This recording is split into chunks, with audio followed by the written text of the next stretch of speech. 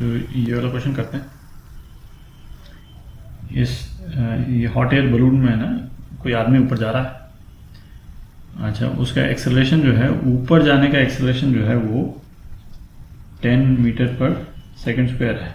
ठीक है, वो ग्राउंड से गया ऊपर, है कि नहीं, ऊपर जा रहा है और इस एक्सेलरेशन से ऊपर जा रहा है।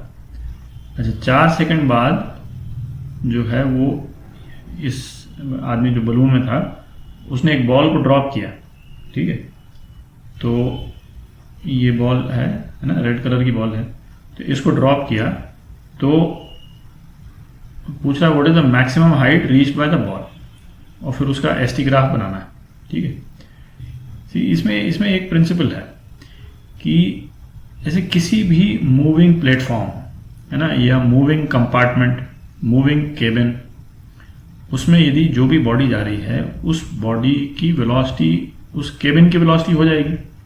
ठीक है, तो जैसे अपन ने रिलेटिव मोशन वाले में देखा था, है ना, रिलेटिव मोशन में अपन ने क्या एग्जांपल देखा था कि यदि कोई प्लेटफॉर्म है और इस तरफ जा रहा है, ठीक है, और यहां से यदि हम एक पत्थर बाहर फेंक देते हैं तो इस पत्थर की 2 वेलोसिटीज होती हैं।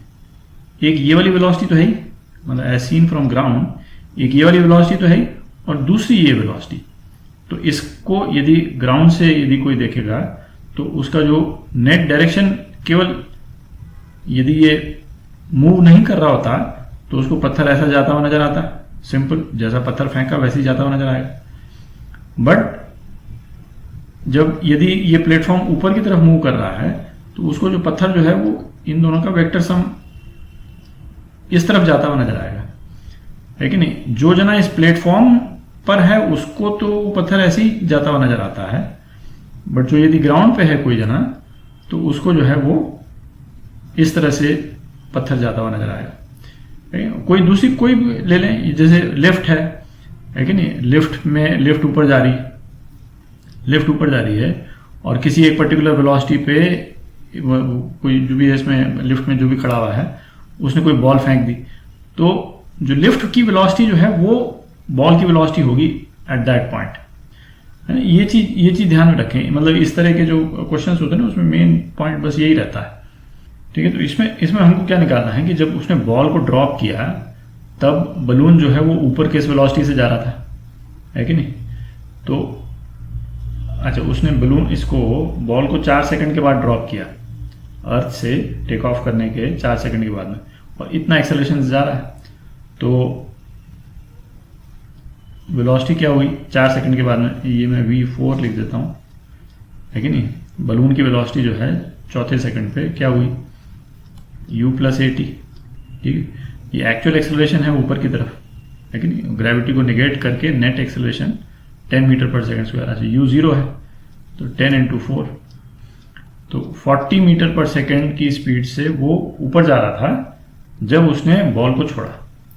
तो अब ये क्वेश्चन क्या हो गया, ये क्वेश्चन हो गया कि बॉल को यहां पे 40 मीटर पर सेकंड की स्पीड से किसी ने, मतलब एक बिल्डिंग के ऊपर से फेंका, और इस बिल्डिंग की हाइट जो है वो बलून की हाइट है ना। ये इक्विवेलेंट प्रॉब्लम हो गया एक तरह से।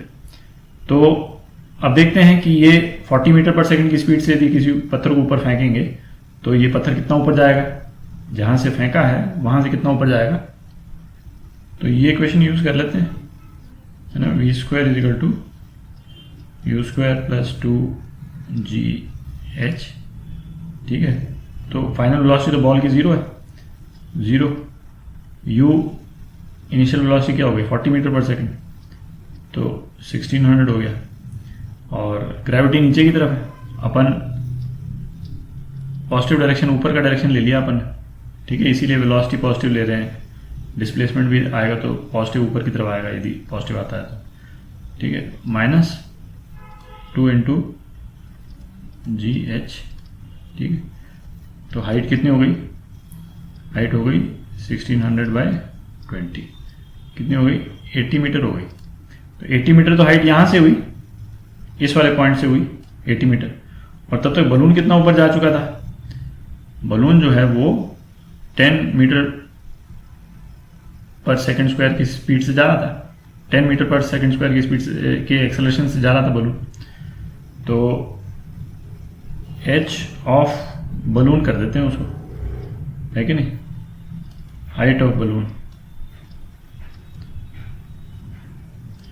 ठीक है। तो इसको कर लेते हैं, हाइट ऑफ बलून 4 सेकंड में कितना हुआ। इनिशियल वेलोसिटी तो 0 थी जब ये अर्थ से निकला, तो इनिशियल वेलोसिटी 0 थी, तो u balloon t plus half a t square, ठीक है।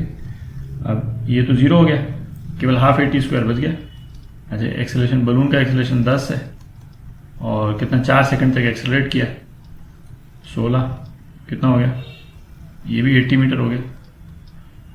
तो 80 और 80 है ना, ये तो टोटल हाइट जो है इसकी बलून की वो h प्लस एच भी हो गई, तो 160 मीटर हो गई, ठीक है। ये आपका आंसर होगा। अच्छा, अब क्या अच्छा, अब क्या ग्राफ बोल रहा है, एसटी ग्राफ बनाने के लिए, तो अपन दोनों बना देते हैं, है ना। एसटी ग्राफ भी बना के देख लेते हैं और वीटी ग्राफ भी बना के देख लेते हैं। इसको एस कर देते हैं, एसटी ग्राफ कर देते हैं। तो 80 मीटर से ये 80 मीटर हाई था जब इसने बॉल ने मोशन शुरू किया, ठीक है। बलून 80 मीटर ऊपर जा चुका था, अभी देखा अपन ने, और उसके बाद में 80 मीटर और गई बॉल, तो ये 80 मीटर और गई बॉल, ठीक है, और उसके बाद नीचे आ गई, ठीक है। यही है। अब आप टाइम पीरियड वगैरह बना लें कि ये 40 मीटर पर सेकंड था, 4 सेकंड लगा इसको और ऊपर जाने में। ये हाइट जो है, ये टोटल हाइट जो है वो 160 हो गई, यहाँ से यहाँ तक की ये टोटल हाइट जो है वो 160 हो गई। तो ये 160 मीटर गिरने में, फ्री फॉल में कितना टाइम लगेगा वो देख लें, वो यहाँ पे आ जाएगा, है कि नहीं। इसको टी की कर देता हूँ, टी नॉट बोल देता हूँ, उतना टाइम, तो ये यहाँ आ गया, इतना टाइम लगा टोटल, ठीक है।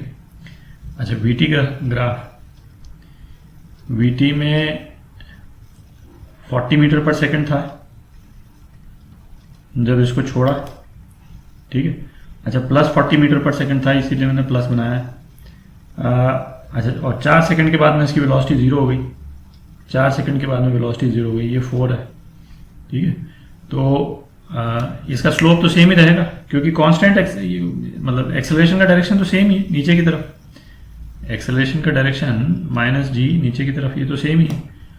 तो इसका जो डायरेक्शन जो है वो नीचे की तरफ ही रहेगा, और ये ऐसे करके ये ऐसा स्लोप आ जाएगा इसका, बिल्कुल स्ट्रेट लाइन, ठीक है। और इसको लाल में कर देता हूँ, तो ये स्लोप हो गया। अब ये मतलब इसको टाइम पीरियड कितना लगता है ऊपर से वहाँ नीचे आने में, वो आप देख लीजिएगा, ठीक है। ये वाला जो टाइम पीरियड है वो आप देख लीजिएगा, उतना टाइम तक ये जाएगा नीचे, ठीक है। तो ये हो गया।